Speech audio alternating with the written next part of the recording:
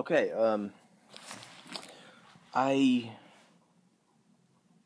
concluded my videos on the teleological argument, so I'm going to start again in that Louis Poyman series, or his anthology in philosophy of religion, and I'm going to skip argument from religious experience and go back to it later, and start with the problem of evil.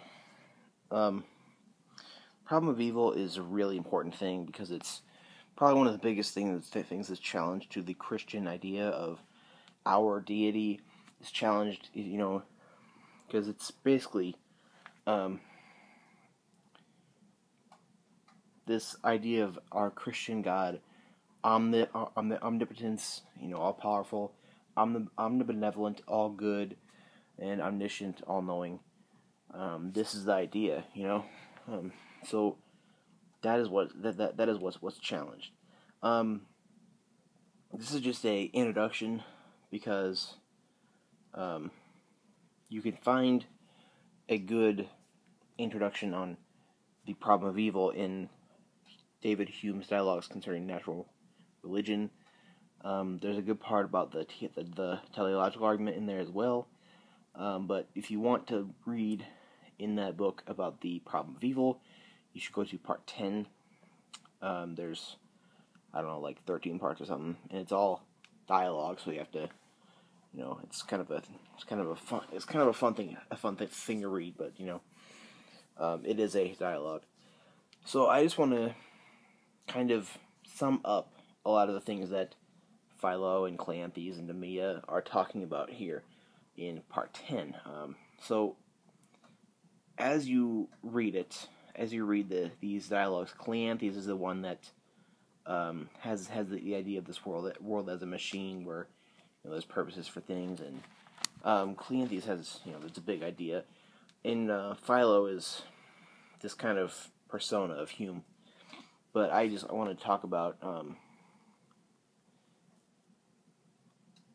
Demea. Demea has this argument from the gut.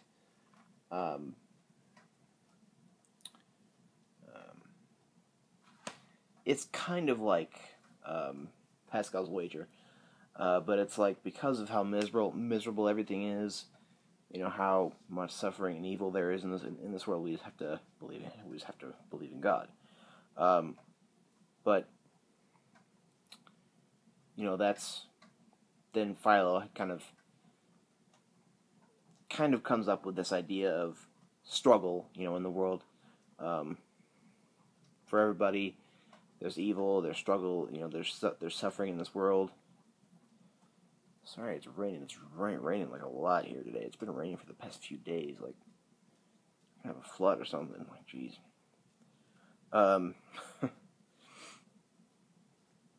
So, and then Cleanthes kind of gets this idea that, if we look at the natural world, that then we can, we can get an idea, we can infer something about God. And I want to think about that for one thing. I want to think about that little idea that if we look at the world, that we can get, some kind of inference about the nature of God. And I want to think about this problem of evil. So, how Christianity says that our God is all-powerful, all-knowing, and all-good. So we have this problem of evil. People die, people suffer all the time. Antinatalists, they all talk about this. If you watch, any antinatalist on YouTube, there's a lot of them. They will talk about this, and they will give you a earful. Not in a bad way. I've listened to them quite a bit myself, and I have it in my bookshelf over there. David Benatar's Better Never to Have Been. That is a very good book, even though it's a book that has a antinatalist stance. I highly recommend reading that, just because I think that is a good way to understand the antinatalist stance. Like all those YouTuber antinatalists, that is a good bit of where that comes from. Some of that antinatalist stuff comes from Schopenhauer, but David Benatar has like a systematic argument for it. But and it's kind of hard to refute, but it's something to look at. I think I highly recommend reading that, because David Benatar in that book talks a lot about suffering. It talks a lot about all that stuff. It gives a lot of stats. I actually have a couple videos in my Existentialism and Life playlist about a few of those chapters, that I talked about. But I highly recommend getting it and reading it. It's actually pretty good. So essentially, we have this problem. We have this problem of evil. There's evil. There's all this suffering in the world. All of this going on, and then us Christians, we want to posit this deity that loves you, is all good, all powerful, can do anything. So then there's essentially,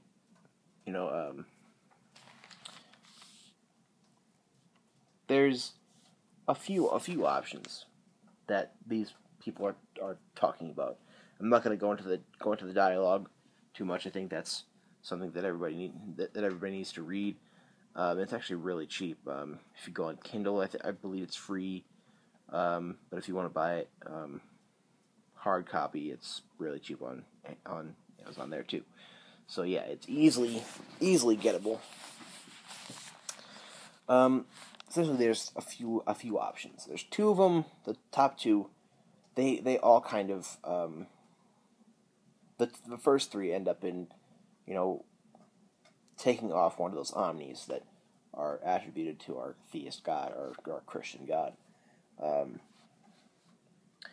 First one is that we have to conclude, because of this problem of evil, because this problem of evil, it's contradictory to this suffering and evil in the world.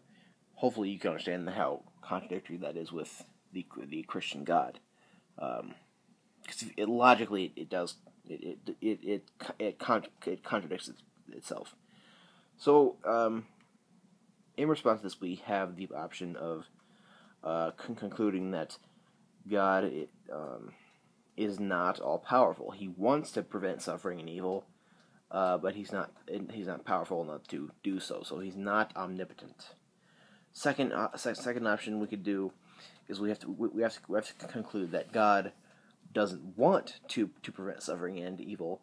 Thus, he is not omnibenevolent. He's not all good. Third, a less popular option is that we must conclude that he wishes to, he wishes to prevent suffering and evil, but he's not wise enough to. Thus, he's not omniscient. So there's those three things. And I want to keep in mind here this idea of what Cleanthes was saying, that we can infer something about God from the world. Now, the teleological argument, and lots of strains of that, will attribute to this. It will, believe in this, that we can look at the world and, infer something about God. I want to think about that for a little bit, because that's important, because there's a fourth option there that does not involve taking one of those omnis away from God, from the conception of God. The teleological argument is able to say that, well, we see all this design, we see all this, we go to the, we go to, gosh, it was a beautiful place. Oh, how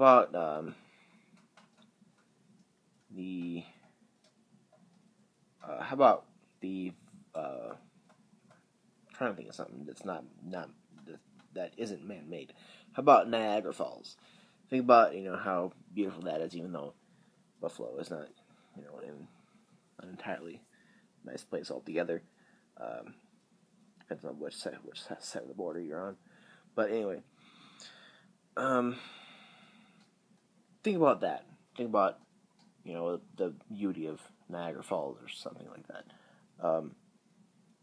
or just something that's really, really beautiful. So think of something that's really, really, really, really beautiful.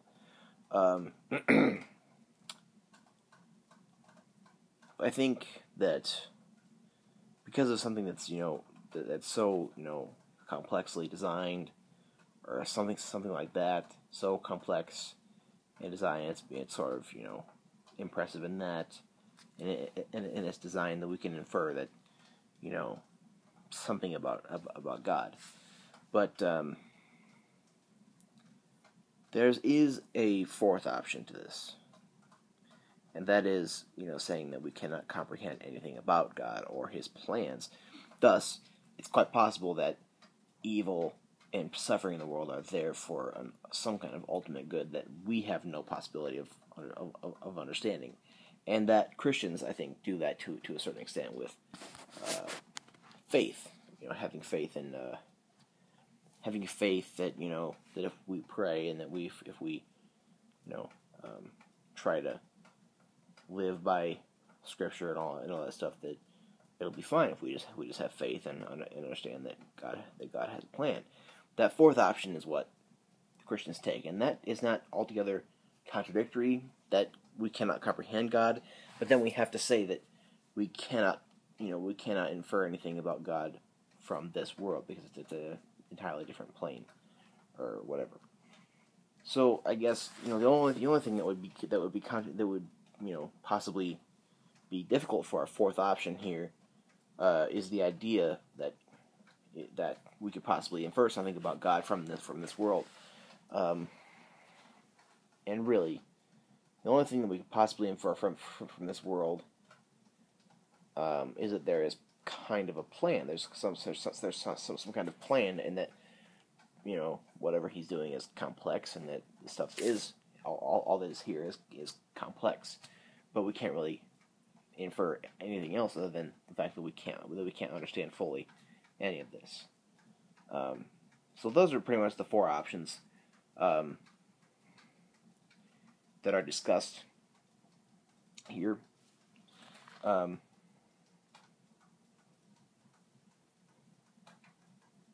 So I guess there's quite a few more articles by more contemporary philosophers that are going to be that I'm going to be discussing here. So I want I want you to think about these three, and I guess mostly the only thing that would be difficult for this fourth idea is can we infer anything about the world, or can we infer anything about God based on the universe, or can we understand things, or can we understand things? Is this comprehensible for us, or